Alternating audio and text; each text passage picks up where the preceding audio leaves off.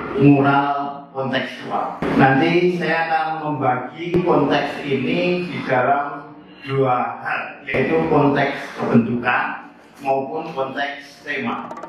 Jika rekan-rekan menginginkan materi PowerPoint mural kontekstual ini, silahkan klik link di deskripsi.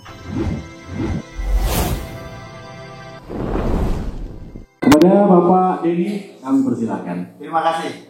Bismillahirrahmanirrahim. Assalamualaikum warahmatullahi wabarakatuh. Rekan-rekan, saya sudah memberikan materi, minta tolong Pak ditampilkan. Jadi materi saya ini saya beri judul mural kontekstual. Mural kontekstual. Ini sangat tepat untuk aktivitas teman-teman dalam pembuatan lomba mural besok ya. Pembuatan mural dalam rangka lomba tentang Kota Gede sebagai living museum. Nanti saya akan membagi konteks ini di dalam dua hal, yaitu konteks kebentukan maupun konteks tema. Panitia meminta saya juga untuk memberikan workshop tentang mural, tetapi saya jawab para peserta mural ini sudah berpengalaman, sudah sering mengikuti mural, sudah sering melukis, jadi workshopnya itu tidak penting-penting amat. Kita lebih brainstorming sekarang ini ya, bagaimana tentang konseptual lebih ke arah sana. Karena secara teknis saya yakin teman-teman ini kalau dari penampilannya sudah menunjukkan sebagai seorang seniman-seniman profesional. Nah, rekan-rekan, nanti konteksnya apa? Konteksnya ya sebagaimana tema, yaitu Kota Gede dengan living museumnya. Living museum itu apa? Saya yakin tadi sudah diterangkan, jadi saya tidak akan mengulang hal itu. Saya ingin mengkaitkan bagaimana teman-teman membuat mural itu berbeda cara pandangnya dengan membuat lukisan di kanvas. Karena kalau biasanya ya saya mengajar misalnya mahasiswa semester awal, ketika saya minta membuat lukisan yang tidak biasa ya, tidak segi 4, saya mengajar di ISI Jakarta maupun mengajar di kampus online, kampus seni lukis Painting Explorer. Ketika saya minta mahasiswa membuat lukisan dengan 2 panel, itu kadang tidak memiliki kesadaran ya, awal ya mahasiswa semester awal. Tidak memiliki kesadaran bahwa yang dihadapi adalah kanvas 2 panel. Jadi disamakan itu. Hanya ditempelkan 2 terus lebih luas itu aja, lebih lebar. Padahal kan kanvas 2 panel dengan 1 panel berbeda. Jadi mestinya punya kesadaran. Yang sedang kulukis ini 2 panel. Apa bedanya 2 panel dengan 1 panel? Apakah 2 panel hanya sekedar biar luas? Kalau biar luas, sebenarnya kalau cuma 1 meter kali 2 kan berarti 2 kali 1 meter. Masih bisa itu kanvas segitu. Tetapi bagaimana agar kanvas 2 panel ini juga terasa 2 panel? Nah, itu yang menjadi PR, menjadi tantangan seniman sebagai seorang muralis, seorang seniman mural yang mesti melihat konteks. Nah, bagaimana itu kita lihat selanjutnya. Teman-teman, sebenarnya apa yang kita lakukan ini adalah sesuatu yang sudah sangat lama ya. Suatu jenis karya seni yang umurnya sudah sangat-sangat tua, bahkan dalam pencatatan itu sudah puluhan ribu tahun yang lalu. Ketika saya kuliah pertama kali dulu, yang disebut-sebut sebagai karya seni yang tertua ya karya seni yang ada di dinding-dinding gua prasejarah. Yang sering disebut adalah misalnya ini ya, di Spanyol, di Gua Altamira. Ini umurnya sudah 36.000 tahun yang lalu. Nah, selanjutnya disebut juga di Gua Lascaux. Ini bukan Gua Spanyol ya, tapi Gua Lascaux di Prancis. Lebih muda sedikit ya dari Altamira, lebih muda sedikit, jadi kurang dari 36. Tetapi sekarang ditemukan di Indonesia ya, ketika di Indonesia ditemukan mural atau lukisan dinding yang lebih tua. Ini yang di Gua Lubang Jeruji Saleh, ini lebih tua lagi. Jadi lukisan tertua itu justru ada di Indonesia. Kalau dulu ada di Perancis dan ada di Spanyol. Sekarang di Indonesia, di lubang jeruji saleh, umurnya sekitar 400 sampai 52.000 tahun yang lalu. Baik, kenapa saya perlu memberikan definisi mural agar teman-teman bisa memasukkan apa yang bisa masuk dan mengeluarkan apa yang sebenarnya tidak bisa dimasukkan ya. Artinya teman-teman nanti bisa lebih bebas berkreasi, tetapi sekaligus bisa membatasi kreasinya di sebelah mana. Baik, mural itu adalah kata benda ya, saya tahu teman-teman sudah tahu. Ini adalah secara gampangnya ya lukis dinding. Tetapi dulu mural itu pernah menjadi kata sifat, yaitu hal yang terkait dengan dinding. Itu misalnya di Spanyol abad ke-15. Terus mural sendiri itu dari kata murus yang asli dari Latin, yang artinya dinding, atau kalau sifatnya adalah muralis, yaitu berkaitan dengan dinding. Nah tadi saya menyapa teman-teman dengan muralis, itu ahli mural ya, seniman mural, bukan dalam artian berkaitan dengan dinding. Teman-teman terkait dengan dinding bukan itu, tapi seniman teman-teman tembok ya, tembok. Oh ini sedulur tembok kan gitu ya. Nah, baik, saya tidak akan terlalu banyak teori, tetapi ini definisi versi saya dengan melihat berbagai fakta tentang mural, yaitu karya seni lukis. Nah ini yang biasanya tidak banyak dicantumkan. Karya seni lukis atau seni grafis atau seni grafis yang diaplikasikan secara langsung di dinding. Biasanya di dinding aja, tapi saya tambah ini di dinding, langit-langit maupun lantai. Nah, oke. Mengapa seperti itu? Kita coba lihat fakta-faktanya. Ini yang ada di dinding. Ini karyanya Rivera di Meksiko. Lalu yang ini yang ada di, Mas? Ini ada di langit-langit. Ini di Capitol Hall, Apotheosis of Washington di Amerika sana. Ini ada di dome, di bawah dome atau ceiling. Nah, ini ada di lantai, di Fort Warner. Jadi lantai pun termasuk mural. Nah, kenapa saya katakan lukis maupun grafis itu karena begini. Nah, ini lukis ya. Ini lukis. Lukis apa? Lukis adalah seni lukis atau lukisan adalah karya seni yang kebentukannya dibedakan dengan warna atau lebih tepatnya tonalitas warna atau gelap terangnya warna yang diaplikasikan secara langsung. Nah, nanti kalau grafis lewat media cetak atau lewat proses pencetakan. Contohnya adalah ini, monggo. Contohnya ini memakai teknik cetak dan kita sudah sering melihat mural dengan teknik stensil seperti ini. Baik, monggo pagi. Setelah kita mendefinisikan mural itu, dengan demikian kita akan memasukkan segala jenis teknik yang bisa diterapkan pada mural. Nah ini teman-teman silakan nanti mulai berlomba teknik juga, selain perlombaan secara konseptual. Nanti kita akan ketemu fresco, ada mosaik, ada teknik halftone, ada teknik blok, ada teknik kelalaian, ada teknik cipratan atau splattering, teknik yang baru saja saya pakai untuk penelitian, dan berbagai macam teknik lainnya. Nah kita coba lihat satu persatu meskipun tidak semuanya. Monggo Mas. Ini teknik fresco. Mengapa disebut fresco? Karena dindingnya masih dalam keadaan basah atau dalam keadaan fresh. Dindingnya basah, jadi catnya itu bisa masuk ke dinding. Nah ini lebih kuat ini. Warnanya itu lebih masuk ke dalam. Jadi kegoda sedikit itu nggak apa-apa ya, karena di dalam dinding itu ada warnanya. Jadi kayak lapis itu ya, lapis itu kan warnanya masuk ke dalam. Nah ini fresco Virgin and Junior yang umurnya sudah tua 1600-an. Biasanya yang membuat fresco itu seniman-seniman pada masa Renaissance. Oke, kita lihat teknik lain. Ini adalah mosaik. Mosaik itu dengan cara menempelkan, kalau yang ini adalah batu-batu maupun ya kalau sekarang inilah keramik-keramik dengan berbagai warna sehingga membentuk satu objek. Saya tidak merekomendasikan teman-teman memakai teknik mosaik di dalam lomba besok ya, karena nanti yang lain sudah dapat pengumuman menjadi juara, teman-teman belum selesai, itu nempel itu nutuk ya gitu ya. Jadi tekniknya nanti dicari yang kemungkinan bisa dikerjakan dalam waktu yang cepat ya. Ini mosaik di Bizantium, banyak memakai mosaik itu pada masa Bizantium. Ini khususnya pada masa Justinian. Baik, monggo.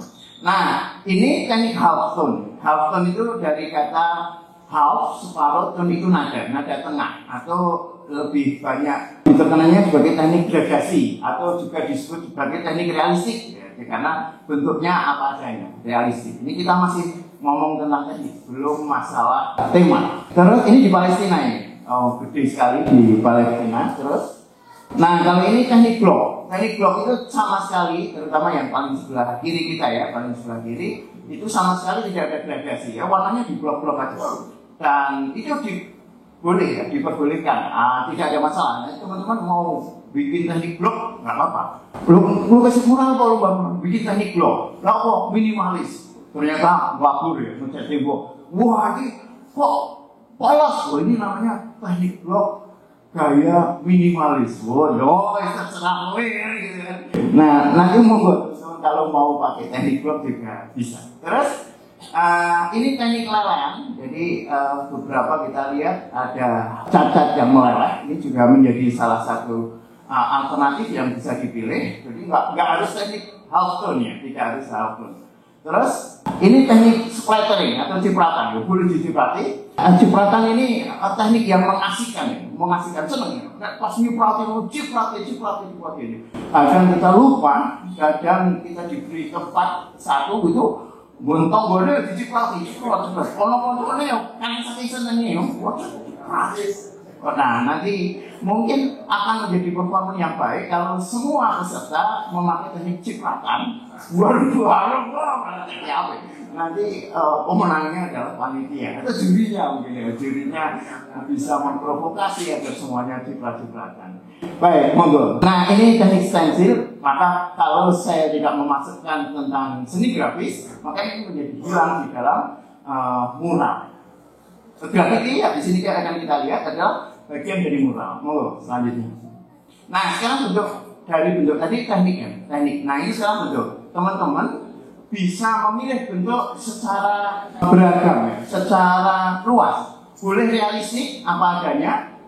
Gambar apel ya si lukis apel, gambar kalau kotak gede itu makanan khasnya apa mas?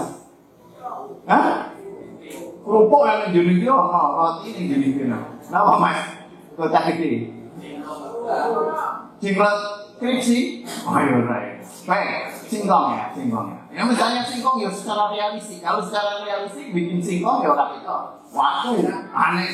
Gawe singkong jadi waktu ya belum kuat yang realistiknya. Jadi teman-teman bisa apa adanya atau deformasi. Deformasi itu dari kata deform, mengubah bentuk macam-macam itu.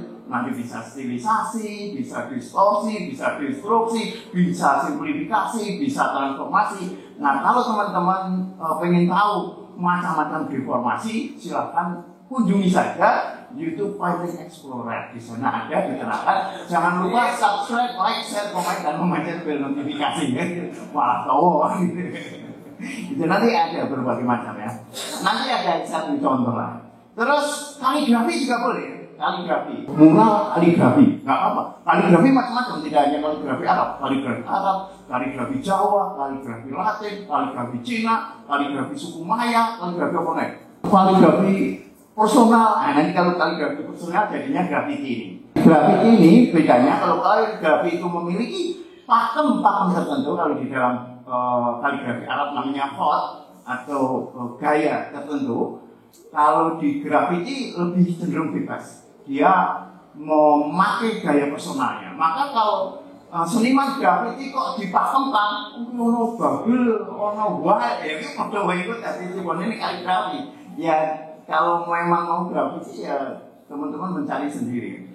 Atau teman-teman boleh membuat karya abstrak atau abstraksi. Nanti membuat mural abstrak. Tetapi kan mesti konteks itu juga mesti digarap. Nah sekarang kita lihat ya konteksnya.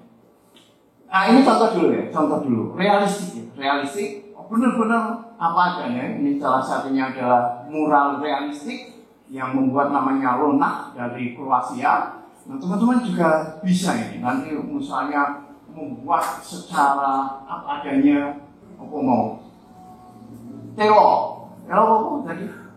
Wah, itu benar-benar besok bakar metu intro museum misalnya. Tapi kalau sudah disebutkan nggak boleh dibuat, ya berarti orang kreatif kan gitu kan, orang kreatif. Harus niru-niru nih. Baik, sekarang kita lihat yang deformasi. Deformasi macam-macam. Ini deformasi simplifikasi. Dari kata simple, menyederhanakan, disederhanakan. Semakin sederhana, semakin bagus. Tetapi harus tetap bisa menangkap esensi bentuknya. Deformasi simplifikasi. Nah sekarang ada juga deformasi yang lain, yaitu deformasi distorsi. Distorsi itu dipiuhkan, dipanjang-panjangkan, kadang dicilik-cilik, kadang dijawab-jawab, kadang dipeletot-peletotkan. Kalau kita lihat ini kan waktunya menjadi panjang-panjang. Ini bukan lagi realistik, tetapi deformasi. Ini yang membuat My Name Is My dari Kanada. Terus, nah ini stilisasi. Stilisasi dari kata style, digayakan, yang penuh ornamen. Ini karya Presiden Mural Indonesia, Mas Samuel Indratma. Dulu waktu sering bikin mural ya, dulu saya ya masih awal-awal di Jogja itu lihat dan bantu-bantuin seniman waktu bikin mural di Lempuyangan itu, ini Mas Samuel Indratma. Lihat bentuknya itu penuh dengan stilisasi, digayakan, dan ini tidak lepas dari bagaimana hubungan Mas Samuel dengan ya seni yang banyak di Jogja, misalnya batik misalnya sendiri. Baik, terus ini kaligrafi ini di Dome of the Rock atau kubah batu yang ada di Palestina. Wah ini macam-macam ya. Saya pernah ke Edirne, Turki, bagian Eropa itu di dalam masjid tua, misalnya semuanya kaligrafi. Jadi kalau kita masuk masjid itu kayak pameran seni kaligrafi ya gitu, karena semuanya dikasih mural. Baik, terus graffiti. Tidak terbaca nggak apa-apa, tidak terbaca nggak apa-apa, nyatanya juga tidak untuk dibaca kan. Kalau mau dibaca ya baca WA saja. Masa baca WA apa dulu graffiti kan gitu kan. Oke. Nah terus ini abstrak. Jadi mural abstrak gitu ya. Wah, kayak apa mural abstrak sebelum dari wallpaper kan gitu ya. Nggak apa-apa. Itu bagian dari mural. Mural kan ditempelkan langsung di dinding atau tetap permanen, atau kita bikin dulu ditempelkan, itu kan sama aja karena dia permanen di dinding. Jadi kalau cuma ditempelkan kayak lukisan, nah itu sudah bukan mural, karena itu tidak permanen di dinding. Baik, sekarang kita lihat fungsi mural dan teman-teman nanti bisa memainkan ini. Pertama adalah membangkitkan pengalaman estetis. Pengalaman estetis adalah pengalaman kemenarikan. Saya terlalu panjang tentu kalau saya jadikan kuliah estetika, apa itu pengalaman estetis, ya nanti bisa membaca buku judulnya Estetika Jalinan Subjek, Objek, dan Nilai. Apa itu pengalaman estetis? Yaitu pengalaman kemenarikan, atau kalau dulu gampangannya pengalaman keindahan untuk membangkitkan spektator atau penonton untuk mengalami keindahan. Kalau saya menyebutnya mengalami kemenarikan. Baik, sekarang media ekspresi yang kedua, media ekspresi atau menyampaikan gagasan. Indah kok, ya boleh sih, tapi namanya formalisme seperti akhlak. Tetapi masa ninggalan kok ya mau indah kok kan? Ya kan perlu menyampaikan sesuatu, apalagi di ruang publik, apalagi dihadiri oleh banyak orang. Nah maka media ekspresi atau menyampaikan gagasan itu menjadi penting. Nah kita lihat. Ini mural untuk membangkitkan pengalaman estetis oleh Murwan di California, yang maksudnya apa? Itu yang penting api lah, indah, sepeda, bunga, tumbuhan itu aja enggak. Ya tidak ada pesan-pesan tertentu ya, kalau toh pesan loh diadakan pesannya mesti yuk sepeda lebih sehat gitu. Jadi tidak terlalu signifikan lah. Tak dulu itu udaranya seger gitu aja, tidak ada yang signifikan. Cuma seniman dan biasa mengkait-kaitkan hal yang tidak terkait gitu. Nah ini mural sebagai penyampai gagasan ini pada masa kemerdekaan. Kalau kurang kuat gambar ini loh model ini kan, kayak model-model Pak Karno, keris ya, keris terus musuhnya siapa ini? Rocker itu, bukan? Ini mungkin orang Belanda maksudnya mau ditusuk ditulisin apalagi musuh sedang bangsa kita yang harus dibunuh. Tapi saya tidak merekomendasikan nanti ditulis harus dibunuh, kecuali gambarnya nyamuk mungkin harus dibunuh. Sebelumnya nyamuk sing menyebarkan malaria gitu ya. Nek Londo nek penjajah ya. Jadi ini zaman kemerdekaan. Terus, nah ini yang paling penting dari materi kita kali ini adalah tentang keunikan moral secara kontekstual, yaitu kontekstual dalam artian merespon visual yang ada, dan kontekstual dalam artian merespon konteks. Yang kedua adalah merespon konteks. Maksudnya gimana? Kita langsung lihat contoh ya. Karena seni rupa itu akan lebih mudah ditolongkan dengan rupa. Masa seni rupa warna rupa nih? Seni rupa sehingga rupanya elek orang apa? Tapi rupanya karyanya apik, menarik. Waryane indah menarik. Sing perupane urung adus, lebekan, ora distrik kok ora apa-apa. Sing penting karyane rupawan. Nah, ini merespon konteksnya. Sekarang kita lihat rupanya dalam merespon visual. Ini salah satu mural di Brasil karya Fabio yang mencoba merespon konteks. Teman-teman bisa membayangkan sebelum ada mukanya kan wit pohon yang berwarna ungu itu. Tapi muralisnya, seniman muralnya kan sadar. Ini mata kayak apa ya? Nah, kesadaran ini yang perlu ditumbuhkan teman-teman peserta lomba mural. Nanti dapat tempat langsung sadar. Mesta apa ojo langsung wah ngomong aku sinau wis bagus. Photoshop, wah di-download macam-macam wis Photoshop, segala tembak bet. Jebulno ning kono ono sesuatu yang unik yang beda dengan yang lain. Justru inilah wah iki tak ngene iki kan gitu. Nah, makanya bagus nanti teman-teman Pak Panitia akan memberikan kesempatan teman-teman untuk melihat dulu lokasi. Melihat lokasi, tadi teman-teman tadi Panitia menanyakan, Pak, jadi bagusnya melihat lokasi dulu baru materi ini atau materi dulu baru melihat lokasi? Saya bagusnya materi dulu, Pak. Ketika melihat lokasi sudah punya kesadaran ini. Jadi nanti pas kesana, wah aku untuk ini tak enak. Karena dilihat konteksnya kan, nih gue apa ya? Wah no gedung misalnya. Wah ini gue apa ya? Wah ternyata pipo. Wah ini ono sing pecah. Nah itu dimulai jadi orang mah pecah. Wah mesti lampu semen ditutupi tetapi juga orang yang mengada-ada. Wah ini berikut kotak semua dua sesuatu kok ditempel-tempel ya. Itu benar gitu kan. Ini merespon konteksnya. Coba kita lihat yang lainnya. Ini misalnya, dia ada tanda bahaya api, terus objeknya apa?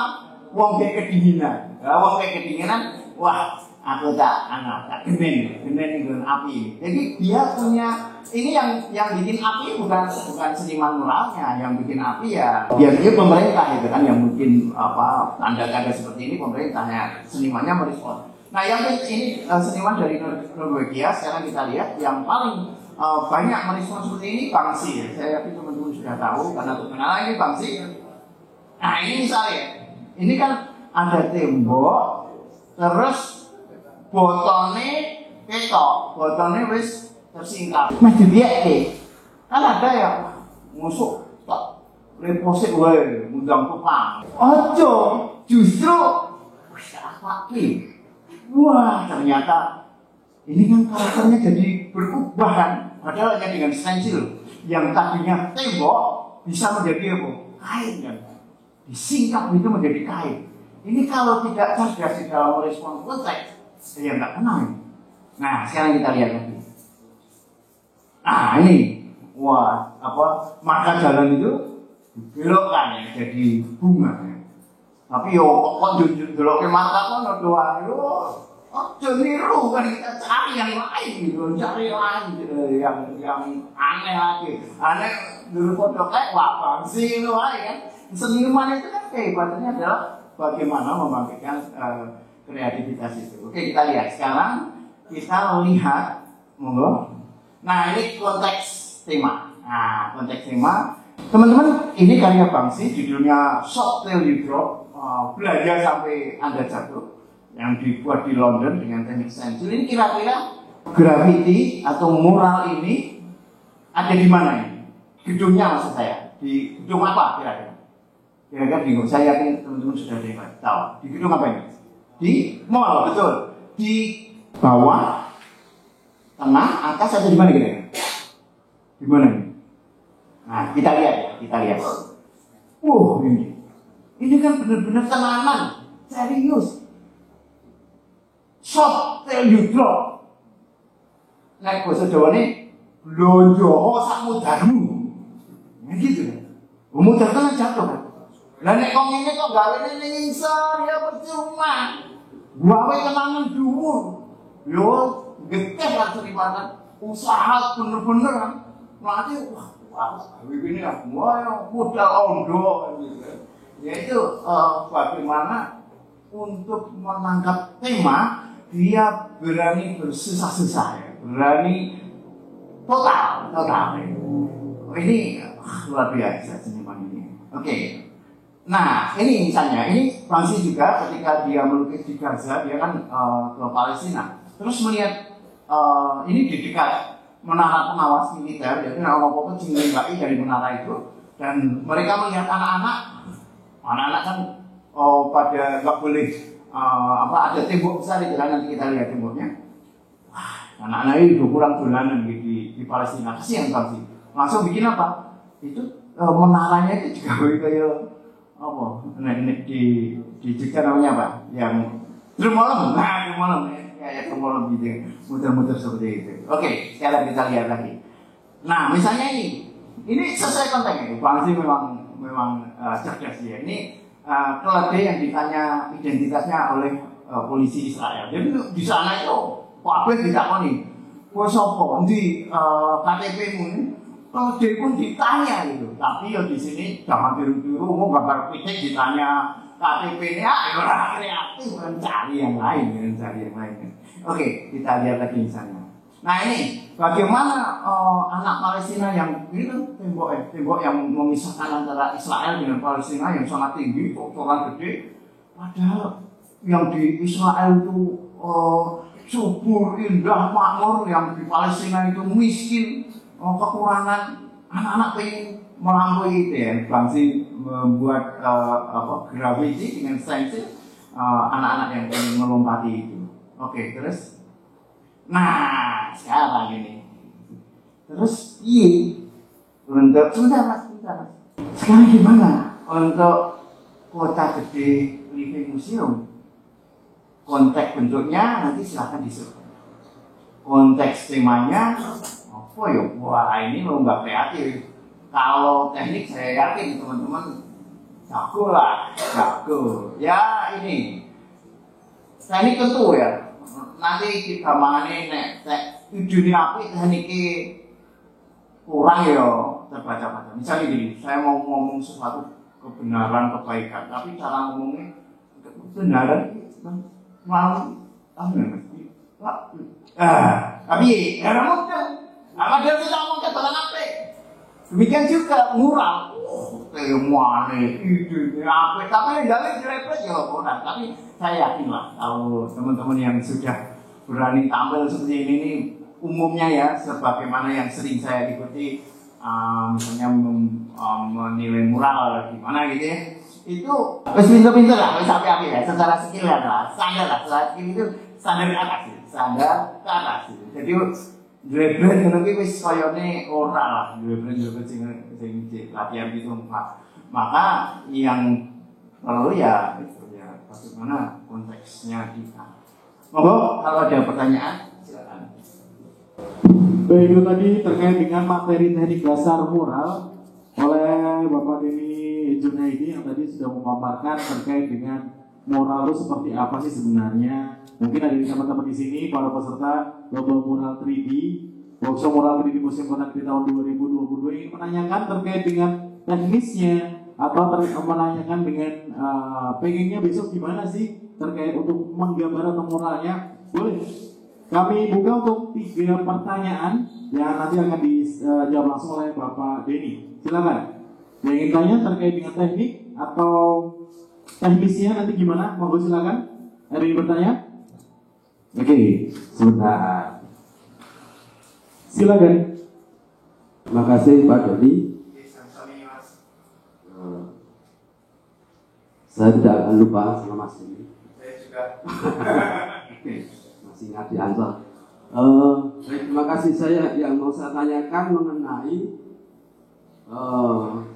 masalah lokasi atau tempat yang mau dimural. Ini tadi kan sekarang teori di sini. Nah, nanti mau berkunjung ke luar lokasi. Nah itu di mana tempatnya? Begitu saja. Terima kasih. Mau ditampung dulu atau langsung jawab? Langsung aja. Oke, baik.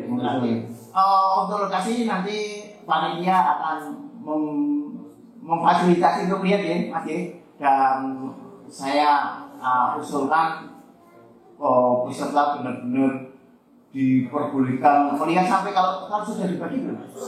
Informasinya nanti mau langsung disampaikan kepada panitia. Oh, oke, siap ya. Nanti silakan kalau syukur sudah punya ini ini di sini.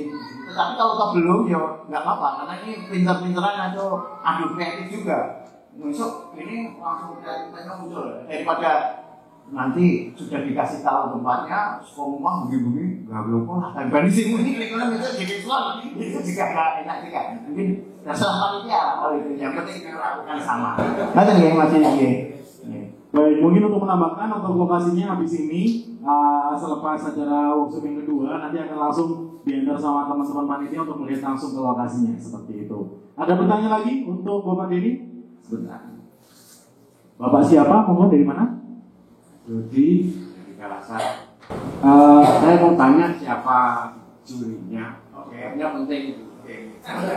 Karena nanti kesukaannya juri itu seperti ini. Oke. Ya. Jadi Baik. Gini. Kenapa? Oh, sana. dua pertanyaan sekaligus ya. Oke, Yang kedua ini tadi kan ada workshop sejarah historis. Oke. Secara konseptual apakah harus mengacu pada masa lalu masa kini atau murni modern masa kini, bebas dalam arti begitu, itu tolong sedikit penjelasan supaya kita lebih merdeka gitu. Oke.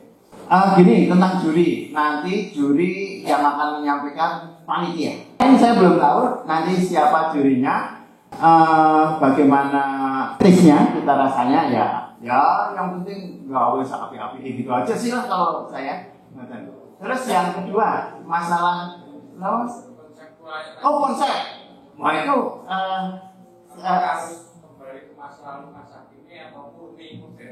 gini, justru keunikan seniman itu adalah meramu itu. Tidak selalu masa lalu malah jadi sarjana sejarah. Habis mural malah itu gelar sarjana sejarah ya malah repot kan. Bagaimana itu diramu, apalagi living museum.